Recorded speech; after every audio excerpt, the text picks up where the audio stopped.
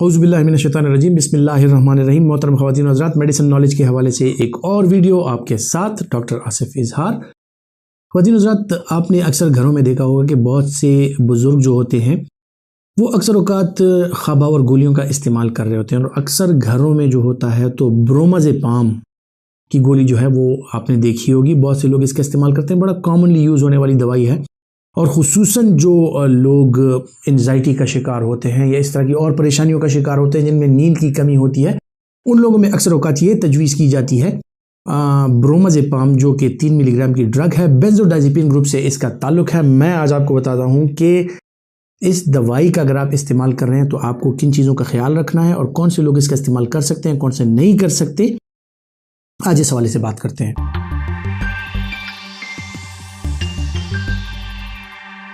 ख़वातीन व हज़रात, जिस तरह के आपको पता है कि जो लोग मेडिसिन का थोड़ा नॉलेज रखते हैं कि ब्रेन में मुख्तलिफ़ किस्म के एरियाज़ होते हैं और इसमें मुख्तलिफ़ न्यूरोट्रांसमीटर्स होती हैं, और ये दवाइयाँ जो हैं ख़ुसूसन बेंजोडाज़ेपीन्स, SSRIs, SNRIs और मुख्तलिफ़ किस्म के जो ब्रेन पे अमल करने वाली दवाइयाँ हैं, ये मुख्तलिफ़ सिस्टम्स को और मुख्तलिफ़ जो कनेक्शंस होती हैं, presynaptic, postsynaptic membranes, इन पे इनके रिसेप्टर्स होते हैं और ये उनको जाके टारगेट करती हैं। बेंजोडाज़ेपीन जो है ये आपके लिम्बिक सिस्टम और रेटिकुलर फॉर्मेशन जो ब्रेन में है उस पे जाके उसके पोस्ट साइनेप्टिक मेम्ब्रेन में बेंजोडाज़ेपीन रिसेप्टर्स होते हैं, यहाँ पे जाके ये अटैच हो जाते हैं और मुख्तलिफ़ किस्म के जो न्यूरोट्रांसमीटर्स होते हैं उनकी सिक्रीशन होती है, और उससे जो है तो आपके ब्रेन के मुख्तलिफ़ किस्म के फंक्शंस जो हैं वो एतदाल के साथ आना शुरू हो जाते हैं।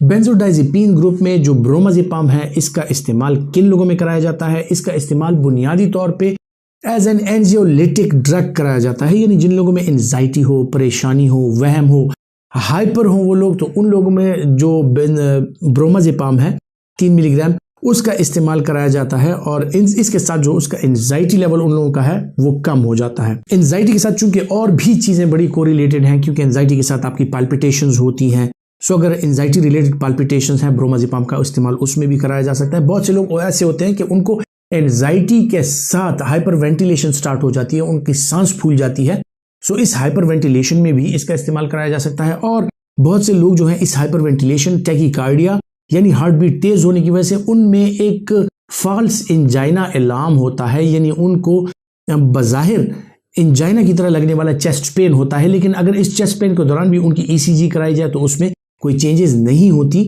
और ये बुनियादी तौर पे एंजाइटी की वजह से चेस्ट पेन होता है। सो इस किस्म के फॉल्स एंजाइना में भी जो बेंजोडाज़ेपीन ग्रुप का ये ड्रग है ब्रोमाज़ेपाम, इसका इस्तेमाल कराया जा सकता है।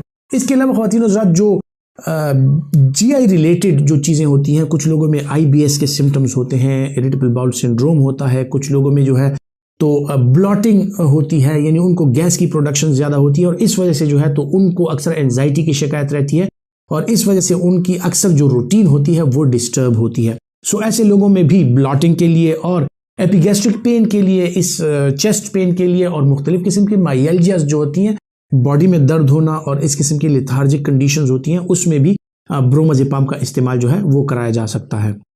ख़वातीन में, खुसूसन उन ख़वातीन में जो डिस्मेनोरिया का शिकार होती हैं, यानी जिनमें मेंस्ट्रुअल साइकिल के दौरान पेन बहुत ज़्यादा होता है, उस दौरान भी ब्रोमाज़ेपाम का इस्तेमाल जो है उनका एंजाइटी लेवल भी कम करता है और उनकी पेन परसेप्शन को कम करके जो डिस्मेनोरिया का तकलीफ दे अमल है उसमें कमी लाता है, और इन लोगों में भी ये खुसूसन हेल्पफुल साबित हो सकती है। ख़वातीन हज़रात, इसकी डोज कितनी है? ब्रोमाज़ेपाम जो है वो 3 मिलीग्राम की टैबलेट फॉर्म में अवेलेबल है, और उसकी ऑप्टिमम डोज जो है 6 से लेके 12 मिलीग्राम तक है, और इसकी जो मैक्सिमम डोज है पर 24 आवर्स वो 18 मिलीग्राम से ज़्यादा हरगिज़ किसी भी कंडीशन में रिकमेंडेड नहीं है। सो ऑप्टिमम डोज 3 से 6 मिलीग्राम इसकी डोज है, और ज़्यादातर साइकेट्रिक कंडीशन में इसकी 12 मिलीग्राम तक भी डोज दी जा सकती है। कौन सी ऐसी चीज़ें हैं या कौन से ऐसे साइड इफ़ेक्ट हैं जो इसके साथ कोरिलेटेड हैं, उस हवाले से जिक्र करते हैं। ख़वातीन हज़रात, इसके साथ जो कोरिलेटेड साइड इफ़ेक्ट्स हैं उनमें कन्फ्यूजन, उनमें सेडेशन यानी गनूदगी का अमल जो है वो हो सकता है,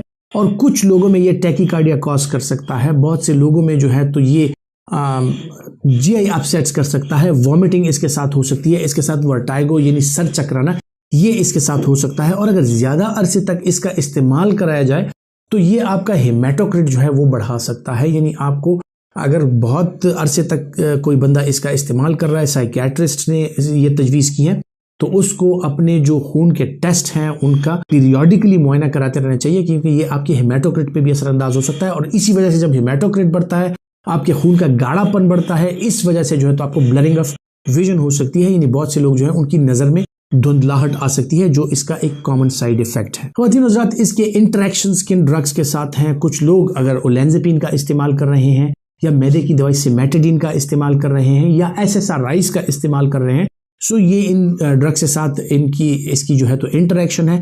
और इस सूरत में जो है तो आपके डॉक्टर को पता है कि किस दवाई की डोज जो है वो किस हद तक एडजस्ट करनी है, कम करनी है या ज्यादा करनी है। सो इस हवाले से जो है तो वो आपका डॉक्टर बेहतर समझता है। लेकिन ये ड्रग्स जो है इसके साथ इसकी इंटरेक्शन है। कॉन्ट्राइंडिकेशंस क्या है? कॉन्ट्राइंडिकेशन ख़वातीन और हज़रात, जो लोग बेंजोडाइज़ेपिन ग्रुप को सेंसिटिव होते हैं, हाइपर सेंसिटिविटी होती है, उन लोगों में इसका इस्तेमाल नहीं कराना चाहिए। जो ट्राइसाइक्लिक एंटी डिप्रेसेंट्स का इस्तेमाल कर रहे हैं उन लोगों में हाई डोज ऑफ बेंजोडाइज़ेपिन ने इसका इस्तेमाल नहीं कराना चाहिए। जो लोग ओपियाइड एनाल्जेसिक्स का इस्तेमाल कर रहे हैं उन लोगों में इसका इस्तेमाल नहीं कराना चाहिए। और जिन लोगों को क्रॉनिक लिवर डिजीज़ है उन लोगों में जो गनूदगी यानी जो हेपेटिक एनकेफेलोपैथी है उसके चांसेस बढ़ सकते हैं, सो उन लोगों में इसका इस्तेमाल जो है वो कॉन्ट्राइंडिकेटेड है। ख़वातीन और हज़रात, जो लोग मशीनरी के साथ रिलेटेड काम कर रहे हों, मैनुअल वर्कर्स हों, हैवी मशीनरी या कहीं हाइट्स पे काम कर रहे हों, सो ऐसे लोगों में इसका इस्तेमाल जो है वो ममनू है। और इसके हवाले से मैं बताता चलूँ कि प्रेगनेंसी और लैक्टेशन के दौरान अगर इसका इस्तेमाल ना किया जाए तो बहुत बेहतर है, क्योंकि इसकी जो सेफ्टी है प्रेगनेंसी और लैक्टेशन में, ऑल्दो के बाज़ औक़ात कहा जाता है कि ये सेफ होता है, लेकिन फिर भी बेंजोडाइज़ेपिन्स का इस्तेमाल प्रेगनेंसी और लैक्टेशन के दौरान नहीं करना चाहिए। ख़वातीन और हज़रात, उम्मीद करता हूँ कि ये मालूमात जो है आपके लिए फ़ायदामंद साबित होंगी, और अगर आपके लिए फ़ायदामंद साबित हो रही हैं तो आप यकीनन ये दूसरों तक भी पहुँचाना चाहेंगे। अपना बहुत सा ख्याल रखिएगा। अल्लाह हाफ़िज़।